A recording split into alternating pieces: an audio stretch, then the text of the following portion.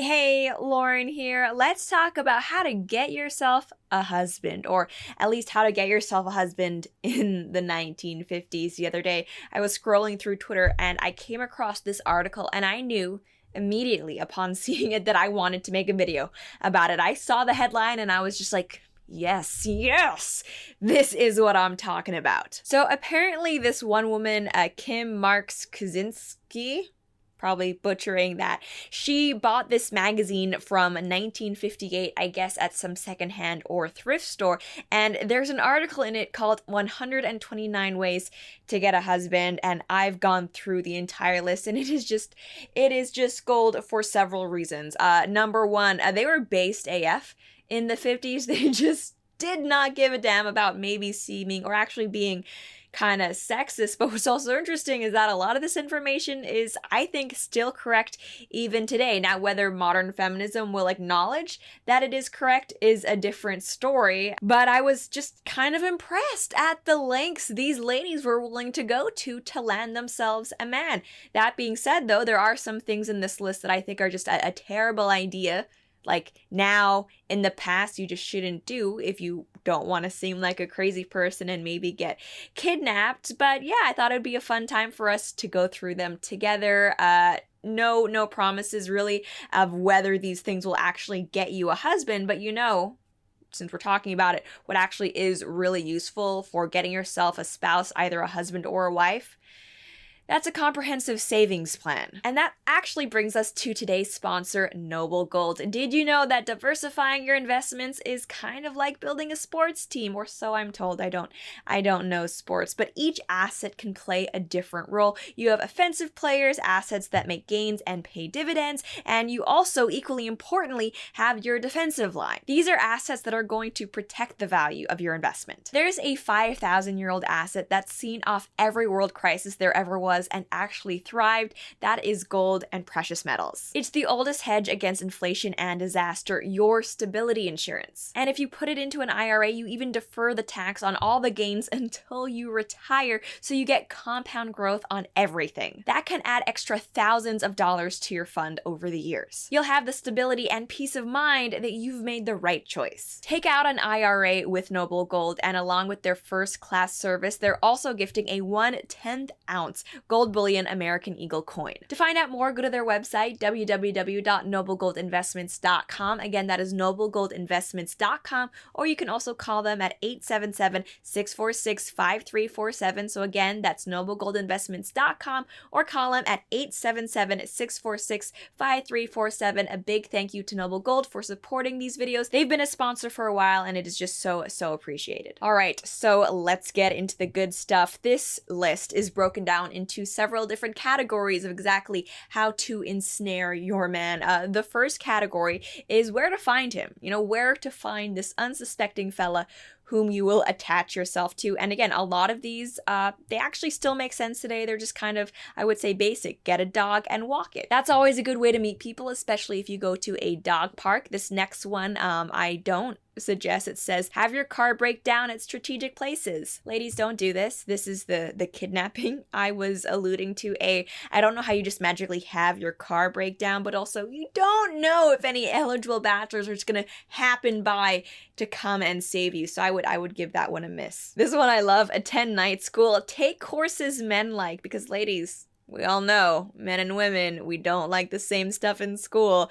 Although, I'm kidding about this, but that actually, it's true, and all of us know that. We can see the gender disparity in courses like early childhood education versus, I don't know, something to do with cars or science. But yeah, we're just not allowed to talk about that stuff anymore. Join a hiking club, reasonable, good way to meet people of any gender, really. They also say, look in the census reports for places with the most single men. Nevada has 125 males for every 100 females. See, nowadays, ladies, they scroll on Tinder and go after the most degenerate, unstable looking guys, and then all of a sudden, when things don't work out, they wonder what must be wrong with all men, and then just give up and become wine cat ladies. But no, women in the 50s, they were willing to move and go through census reports in order to find a guy. I think that really speaks to how different women's priorities were in the 50s, and I think this is awesome. I think you should absolutely be willing to move in order to find somebody. Okay, this next one is kind of creepier. Read the obituaries to find eligible widowers. Don't do that.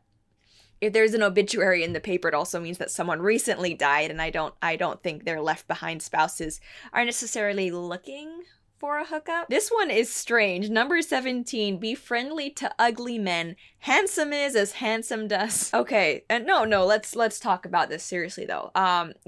There are incels and actually femcels out there. That's people, men and women who are involuntarily celibate. I 100% believe that there is somebody out there for everybody. And I think, frankly, a lot of the times what the problem is behind these incels and femcels is that they are just not willing to lower their standards enough to a point where they actually would have viable partners. And you know what? I kind of get that. You should have your standards as high as possible, but also realistically, you gotta play the hand you're dealt in life. So I guess that decision is just one you have to make yourself. Would you rather be single and alone, or with someone but maybe not a perfect 10? I know a while ago I made a video about being ugly. It was a response video to someone else. I wasn't calling them ugly, but for some reason a lot of people got the impression that I wasn't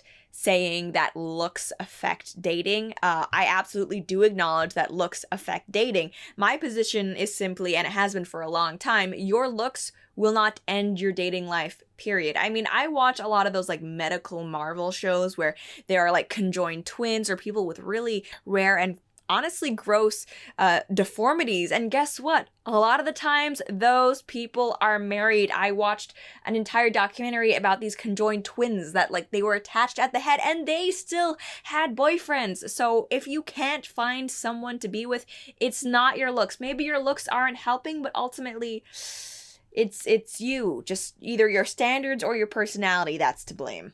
And I know that may sound harsh, but I'm just giving it to you straight. Tough love.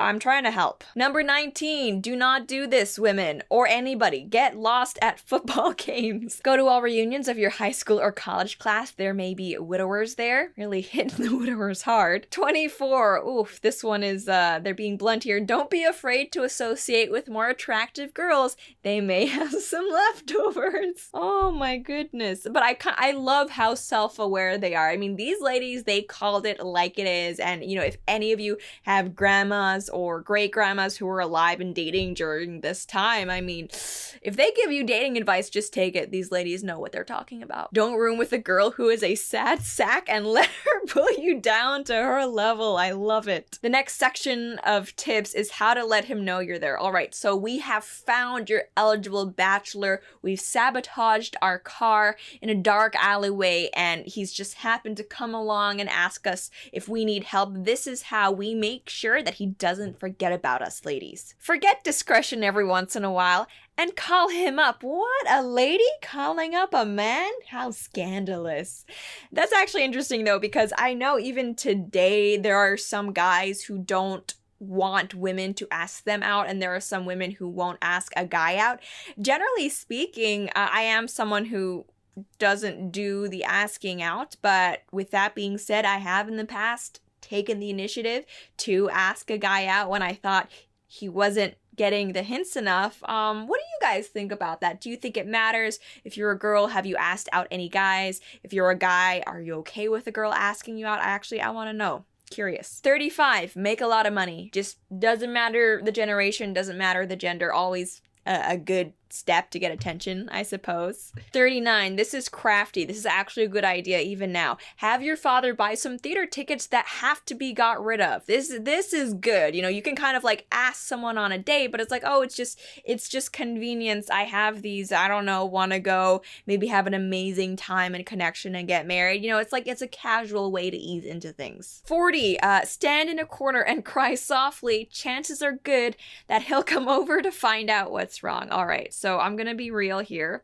As a woman, crying It's kind of a superpower of ours. It really is. I'm somebody who, I hate it. I hate that I do this, but when I get angry or frustrated, I do start crying. Like, it's not that I'm sad, it's just, and I wish I didn't do this because it always makes situations weird, and it's one of the reasons why I could never be a lawyer. I would just start crying in the courtroom, but this does have an effect on men. You know, they're softies a lot of times. They don't want to see you cry. I'm not saying you should use this manipulatively to get their attention, but I don't, just be aware of it. It's a thing. Next up, how to look good to him. And this is where things get even less PC than previously. Number 49, get better looking glasses. Men still make passes at girls who wear glasses or try contact lenses. Oh goodness, yeah, sorry girls, if you naturally need glasses, you're gonna have to step your game up. I mean, men will still make passes at you, I suppose, but you're gonna work a little harder for that. How dare you want to see? 52, wear high heels most of the time, they're sexier. 54, tell him he's handsome. That is always, I think, a good tip, and a lot of women, I think, seem to forget that, like, men also like compliments, even about their looks. So yeah, ladies, compliment him. Number 60, go on a diet if you need to. I'm guessing I don't need to explain why that wouldn't be okay for today's standards. I mean, it is true. It's still good advice for both women and men.